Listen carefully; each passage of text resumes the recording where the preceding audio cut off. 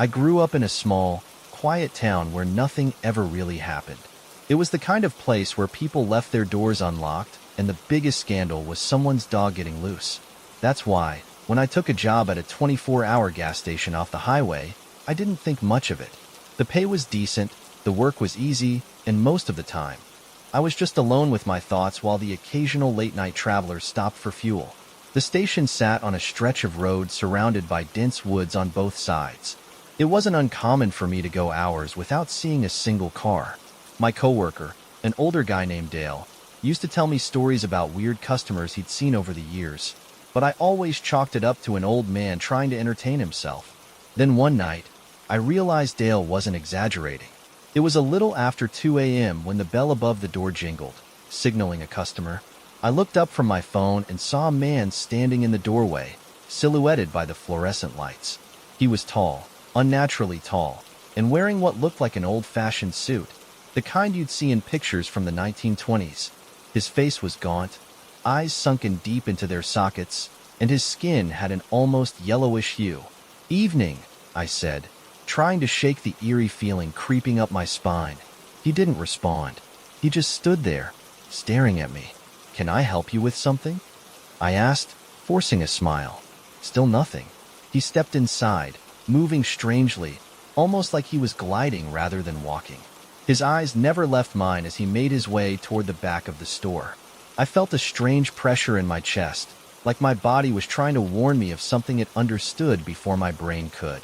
I watched as he reached the refrigerated section, opened the glass door, and just stood there, staring inside.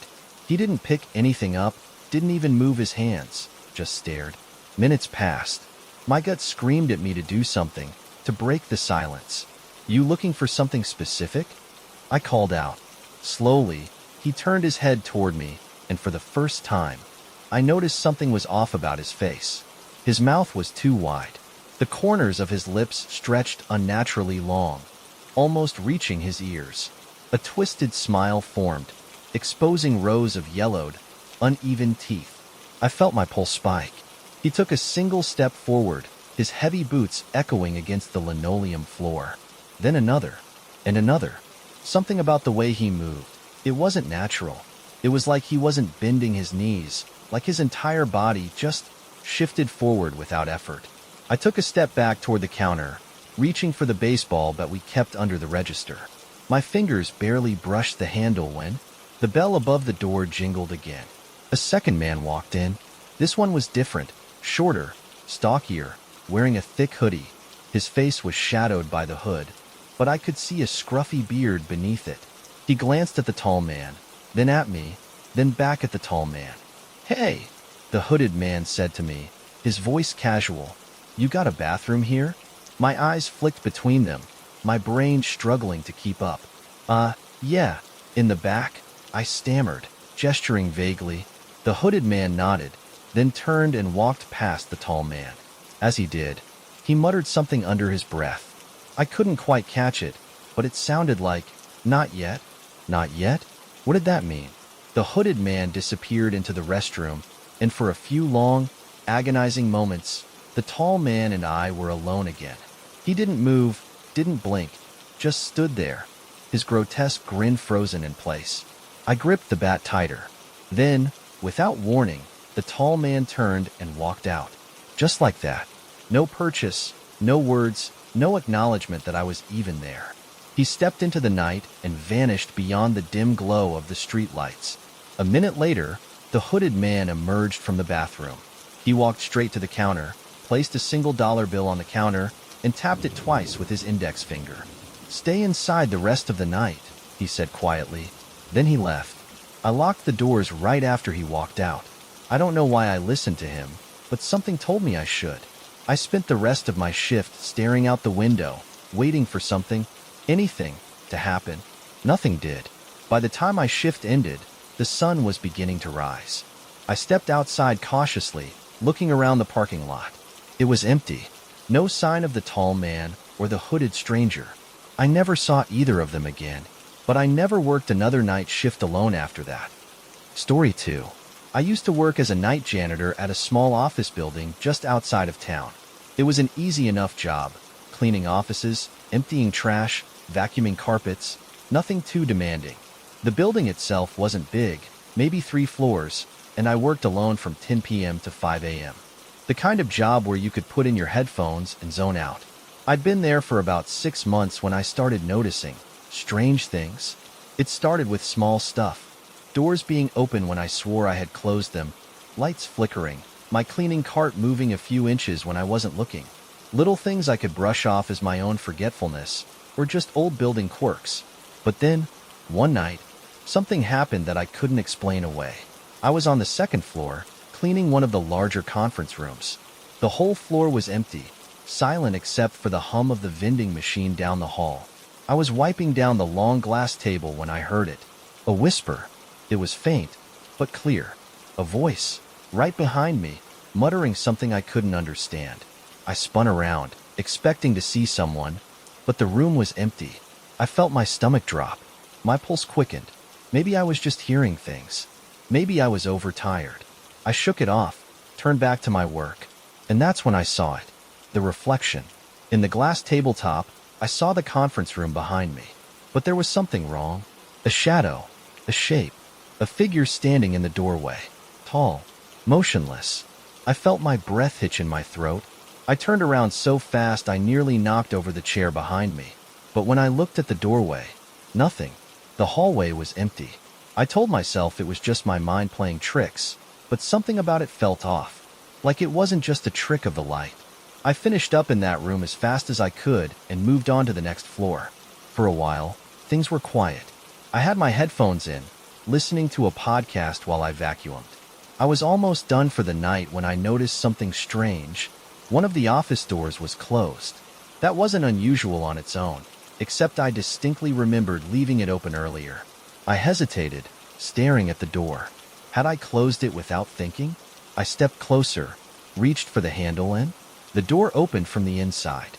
Just an inch. I froze. I didn't move. Did I just imagine that? Did the air pressure change? I swallowed hard, my hand hovering near the handle. And then, slowly, painfully slowly, the door creaked open wider. An inch, then another, until I could see inside. It was pitch black. The office was empty, or at least, it was supposed to be. The hairs on my arms stood up. My brain screamed at me to run, to get out, to leave.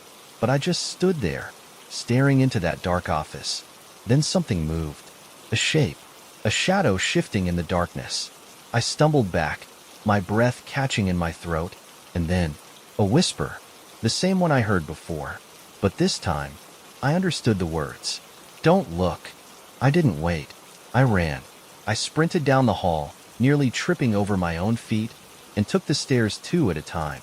I didn't stop until I was outside, standing in the freezing night air, my heart slamming against my ribs. I quit that job the next morning. I don't know what I saw that night. I don't want to know. But every now and then, when I'm alone, when the lights flicker or a door creaks open just a little too slowly, I hear that whisper again. Don't look. Story 3. When I was in college, I took a part-time job as a house sitter. It was easy money. Stay in someone's home, water the plants, feed the pets, and make sure nothing got stolen. Most of the time, it was wealthy people leaving for a vacation, trusting a broke student to watch their multi-million-dollar houses. One night, I got a gig for a house in the woods, about 15 miles outside of town. The owner was an older man named Mr. Langley. He had inherited the property from his grandfather, and he needed someone to watch it while he went out of state for a few weeks. He was a quiet man, polite but distant, and as he gave me a tour, I could tell he was in a hurry to leave. The house itself was massive. 3 floors, creaky wooden floors, and endless hallways that all looked the same. But the strangest part was the locked door at the end of the main hall. "What's in there?" I asked. Mr. Langley's face darkened. "That door stays locked. You don't need to go in there." His tone made it clear. This wasn't up for discussion. I didn't argue. The man was paying me well, and I wasn't about to mess that up over some weird off-limits room. The first few nights were fine. It was a little eerie being alone in such a big house, but I kept myself busy watching TV and reading. The only thing that bothered me was the way the floor creaked at night, like someone was walking just down the hall. but I figured it was just the old wood settling. Then, on the third night, something changed. I was brushing my teeth when I heard it. A knock. Soft, deliberate, coming from the locked door.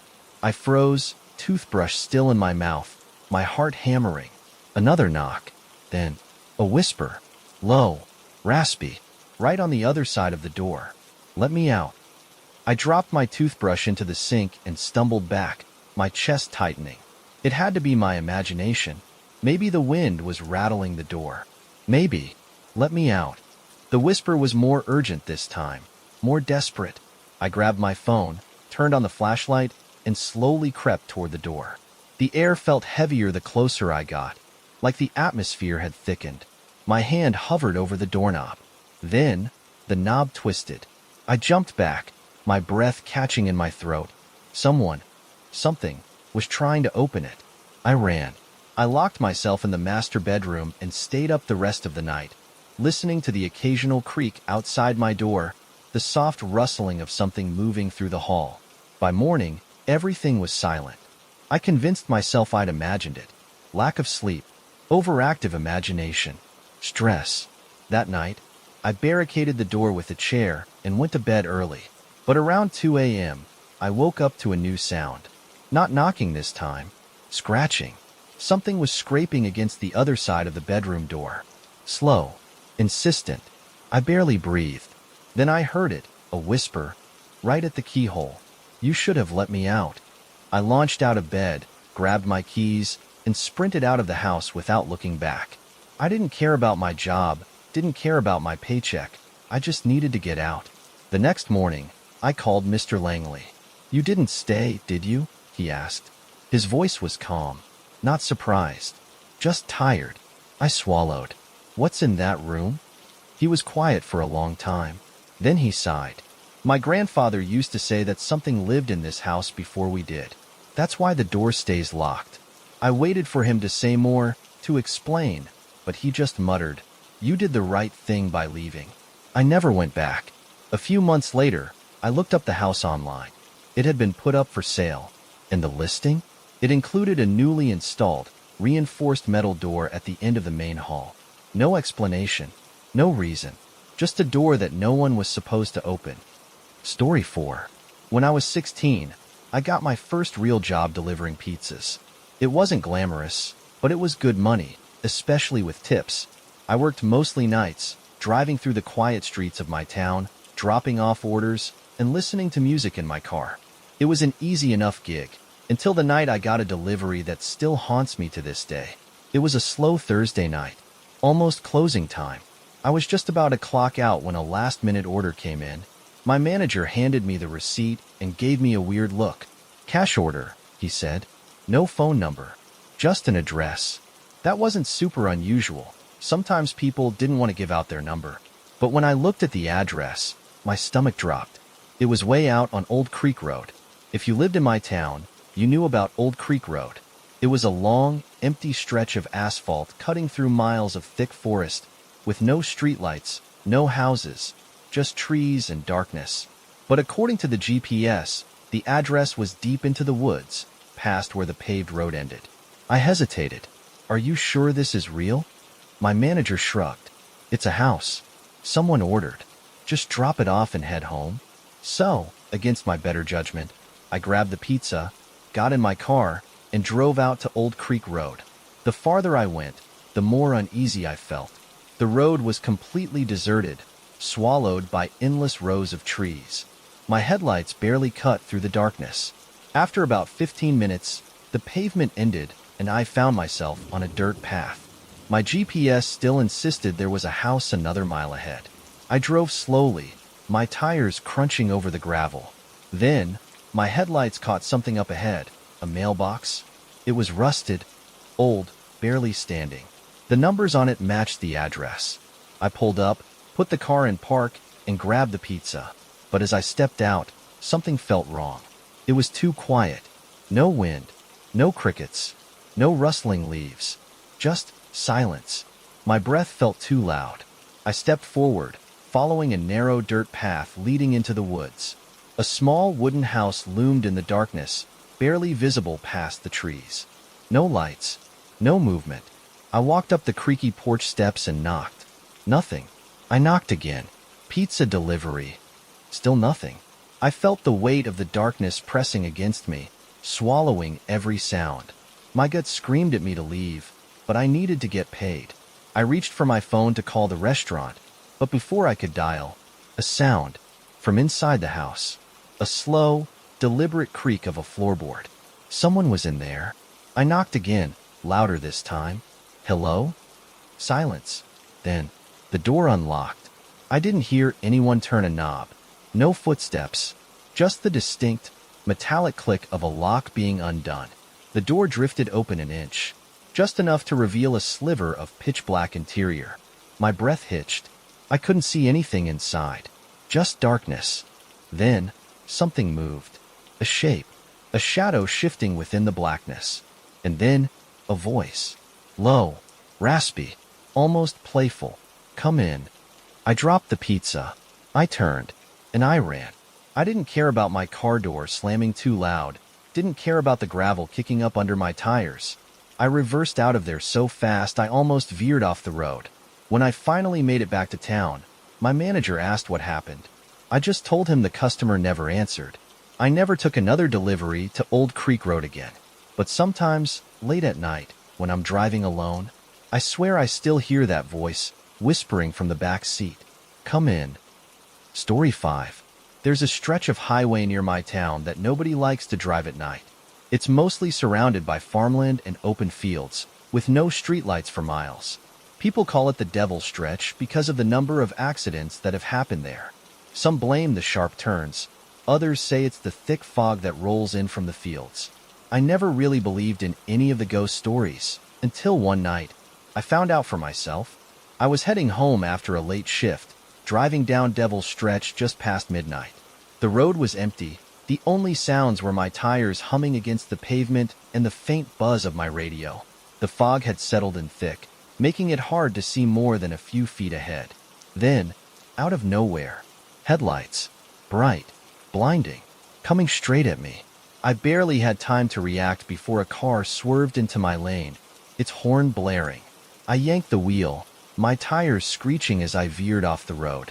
My heart hammered as my car skidded to a stop just inches from a ditch.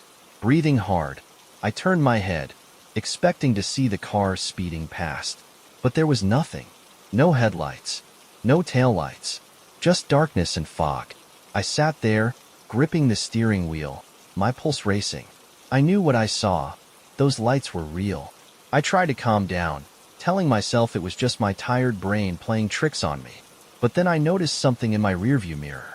A figure, standing in the fog behind my car. Tall, motionless. My chest tightened. I couldn't make out any details, just the outline of a person standing too close to my trunk. I didn't move. I didn't breathe. Then, a tap. Soft, barely audible. On my window. I turned, my breath hitching, but there was no one there. I snapped my head back to the mirror. The figure was gone. That was enough for me. I threw the car into drive and sped the hell out of there, my heart pounding the entire way home. When I finally got back, I sat in my driveway, gripping the wheel, trying to make sense of what just happened. I checked my phone, needing some kind of distraction. But when I opened my messages, I saw something that made my blood run cold. A new text from an unknown number. Just 3 words. Check your back seat. I don't remember throwing the door open or running into my house, but I locked every door and didn't sleep a single minute that night. The next day, I checked my car in the daylight. The doors were still locked. The seats were empty, but there was something on my back window. A handprint. Smudged, long, and not mine. I don't take Devil's Stretch anymore.